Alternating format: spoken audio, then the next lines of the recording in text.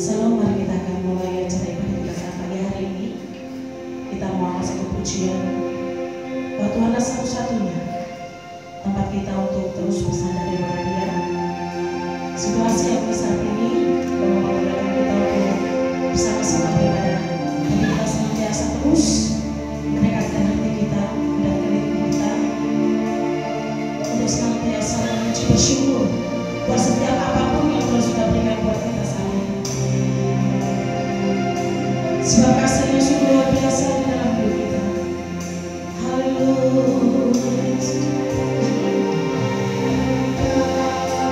Tuhan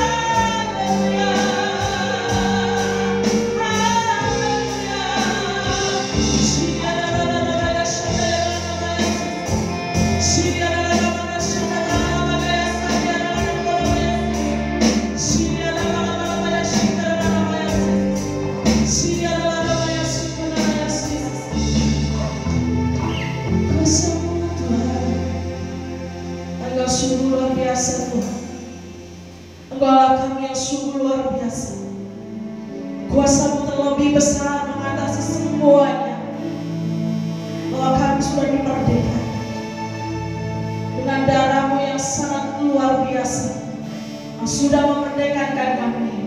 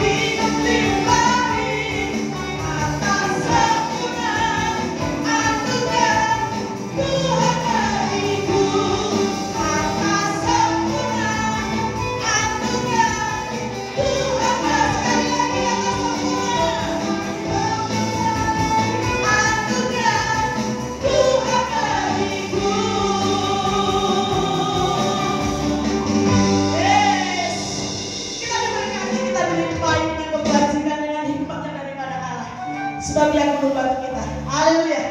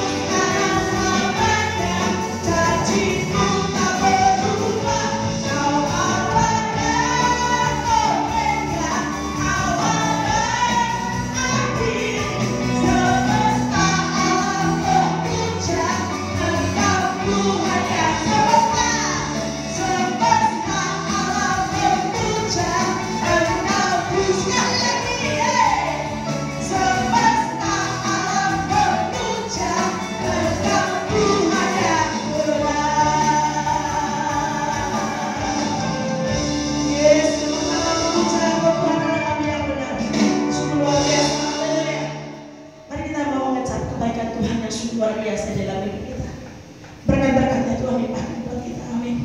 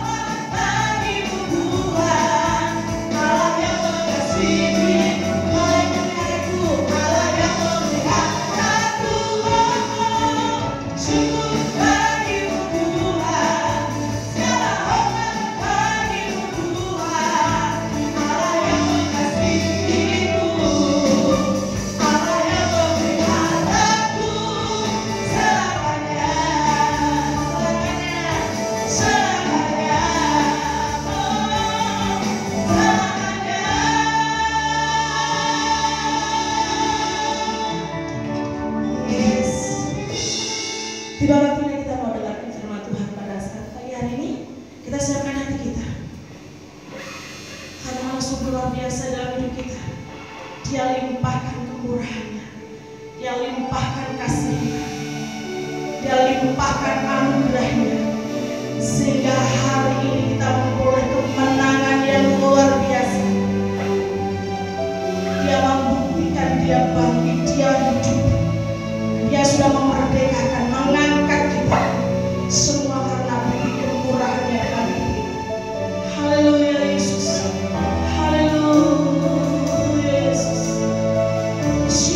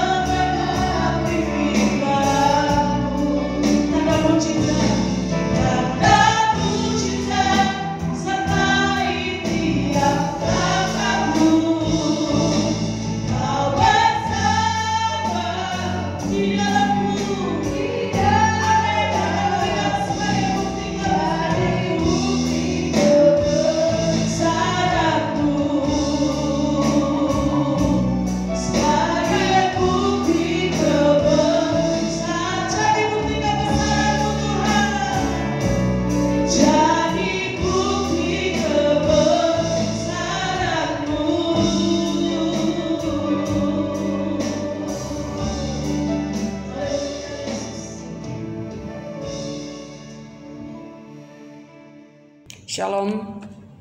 Pagi hari ini kita akan mendengarkan firman Allah dengan tema menyangkal diri.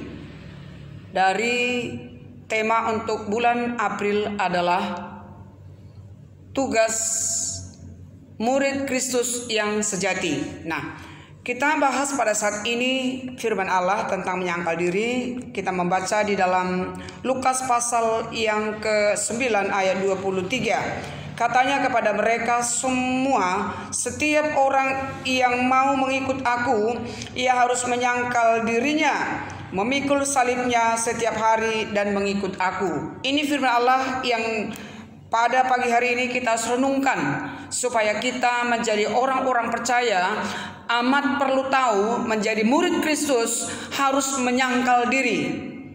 Dengan tema ini kita akan lihat dulu yang pertama, pengertian menyangkal diri. Menyangkal diri artinya adalah meninggalkan sifat-sifat buruk dan sesuatu yang diinginkan yang menyangkut keberhasilan, bahkan kenyamanan materi demi mengikut Kristus. Jadi kita meninggalkan sifat-sifat buruk untuk demi kemuliaan Allah Bapa di sorga. Nah, sekarang kita akan lihat yaitu yang kedua, bagaimana caranya menyangkal diri. Pertama kita lihat harus meninggikan Tuhan. Kenapa? Orang yang menyangkal diri harus meninggikan Tuhan. Kalau dia tidak meninggikan Tuhan, memuliakan Allah, meninggikan Tuhan berarti dia memuliakan bertemu dengan Tuhan. Waktu bertemu dengan Tuhan, Allah pasti memberikan pewahyuan secara khusus. Menyembah Allah, Allah turun. Berarti ada satu persekutuan manusia dengan Allah, sehingga dia akan mendengar apa kata Tuhan pada saat itu untuk dikerjakan atau dilakukan, dan suka berdoa, membaca firman Allah. Itu cara bagaimana menyangkal diri supaya Tuhan bisa menyampaikan apa yang menjadi rencananya bagi setiap orang-orang percaya, dan sehingga dia bisa bertindak apa yang dikatakan oleh Tuhan. Yang kedua, cara menyangkal diri adalah berpuasa. Seperti yang dilakukan oleh Yesus, dia berpuasa 40 hari 40 malam. Dan juga kita lihat juga Yunus dalam Alkitab, dia berpuasa. Kita lihat dalam kitab Yunus pasal yang ketiga ayat 5. Orang-orang Ninive percaya kepada firman Allah, lalu mereka mengumumkan puasa, dan mereka baik orang-orang dewasa maupun anak-anak mengenakan kain kabung. Nah, ketika mereka berpuasa, kita lihat di dalam ayat 10, ketika Allah melihat perbuatan mereka itu, yakni bagaimana mereka berbalik dari tingkah lakunya yang jahat, maka menyesallah Allah karena malapetaka yang telah dirancangkannya terhadap mereka, dan ia pun tak lagi melakukannya. Lihat di sini bahwa dengan berpuasa Allah tadinya akan menghukum orang-orang Ninive, tetapi Tuhan membatalkannya. Karena apa? Mereka itu mulai berpuasa, meninggalkan yaitu perbuatan-perbuatan yang buruk, yang jahat orang-orang Ninive, dan mereka berusaha sungguh-sungguh berdoa kepada Tuhan dan menyesal dengan apa yang mereka lakukan, sehingga Tuhan pun kita lihat mengurungkan apa yang menjadi sebenarnya akan dihukum mereka, tetapi tidak jadi karena mereka mulai berpuasa. Mereka yaitu menahan diri secara khusus dan mulai berbuat baik untuk memuliakan Tuhan. Nah, itu yang kita lihat, yaitu cara bagaimana caranya menyangkal diri. Yang ketiga kita lihat bertindak karena firman. Di dalam Matius pasal yang ke-9 ayat 29, Tuhan mengatakan seperti ini, dan setiap orang yang karena namaku meninggalkan rumahnya, saudaranya laki-laki, saudaranya perempuan, ayah, ibu dan anak-anaknya atau ladangnya, karena namaku akan menerima 100 kali lipat dan akan mewarisi hidup yang kekal. Kita lihat di sini bahwa yang ketiga, bertindak karena firman. Waktu kita sebagai orang-orang percaya mulai belajar, dan setiap firman yang kita pelajari kita mau melakukannya, maka Tuhan disenangkan, Tuhan dimuliakan. Tuhan melihat bahwa dalam kehidupan kita ini benar-benar ada sesuatu hal yang Tuhan lihat, bahwa Allah senang dengan apa yang kita kerjakan.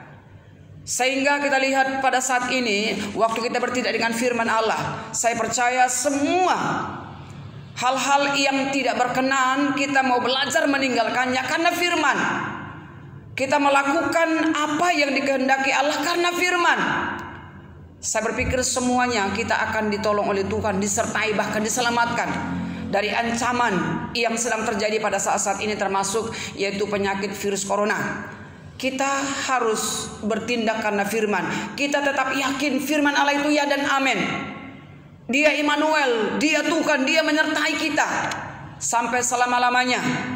Itu caranya dan tujuan penyangkalan diri. Kita akan lihat ada dua hal.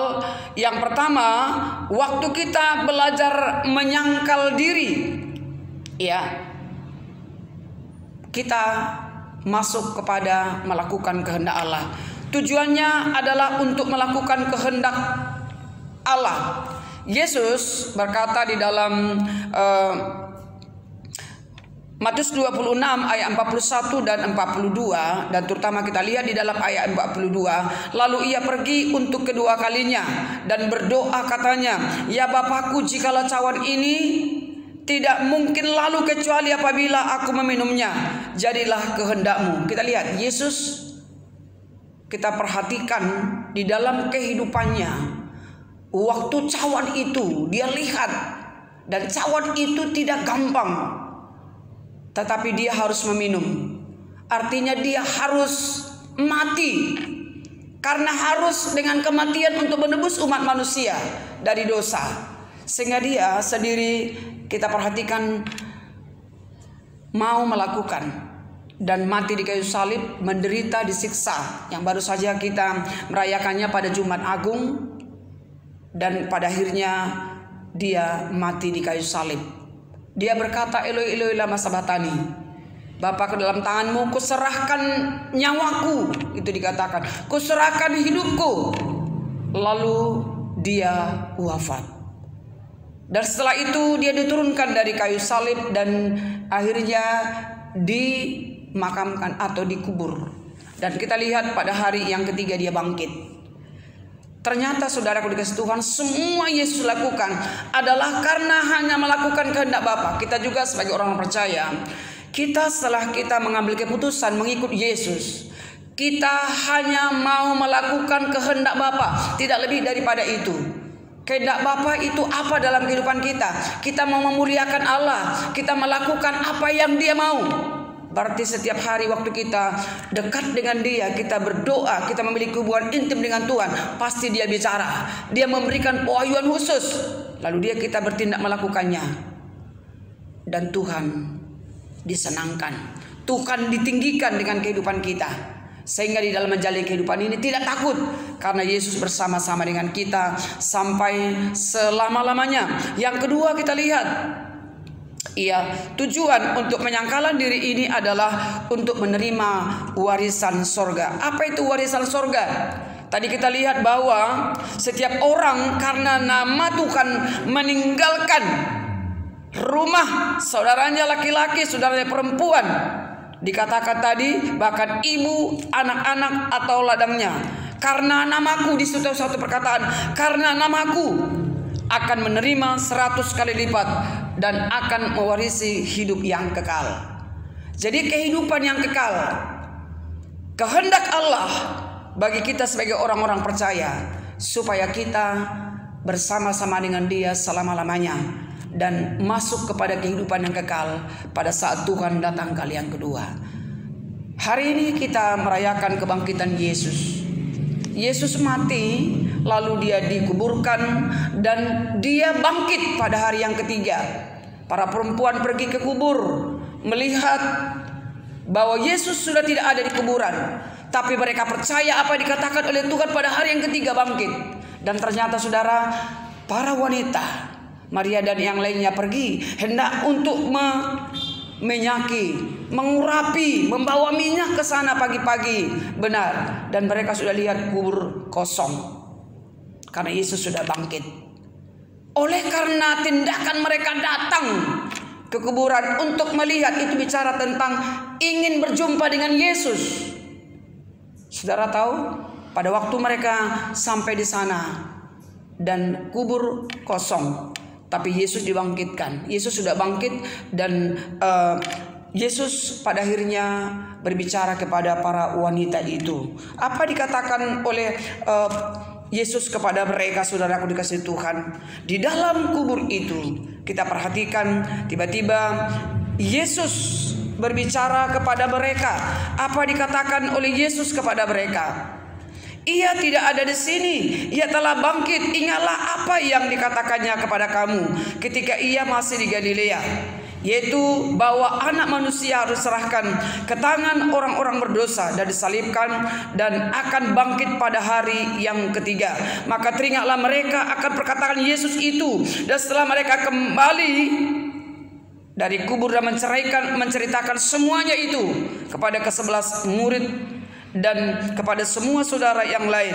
Perempuan-perempuan itulah Maria Magdalena dan Yohanes dan Maria ibu Yakobus dan perempuan-perempuan lain juga yang bersama-sama dengan mereka memberitahukan kepada rasul-rasul. Pada akhirnya kita lihat di sini para wanita atau para Maria dan yang lainnya yang mereka pergi ke kubur, dan pada akhirnya mereka bisa melihat Yesus sudah bangkit.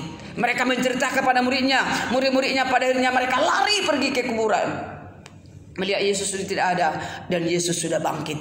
Dan tidak lama kemudian Yesus menampakkan diri kepada murid-murid itu. Artinya pada waktu kita mulai menyangkal diri, kita mulai melakukan kehendak Bapa, kita rindu ingin bertemu dengan Tuhan, Tuhan pun akan menyatakan dirinya melalui firman-Nya, melalui pewahyuan kepada kita sebagai orang percaya, sehingga kita tidak takut menghadapi segala sesuatu sampai kehendak Allah terjadi dalam nama Yesus. Haleluya. Demikian firman Tuhan yang kita dengarkan saat pagi hari ini. Tuhan Yesus memberkati. Selamat beribadah di rumah dan di mana saja saudara berada. Tuhan Yesus memberkati. Haleluya. Amin. Kasih karunia Tuhan Yesus Kristus dan kasih Allah dan persekutuan Roh Kudus menyertai saudara sekalian. Tuhan memberkati engkau dan melindungi engkau. Tuhan menyayangi engkau dengan wajah-Nya dan memberi engkau kasih karunia. Tuhan menghadapkan wajah-Nya kepadamu dan memberi engkau damai sejahtera. Ulanglah dengan sukacita di dalam nama Bapa, Putra dan Roh Kudus. Haleluya. Amin. Dan kemudian hormat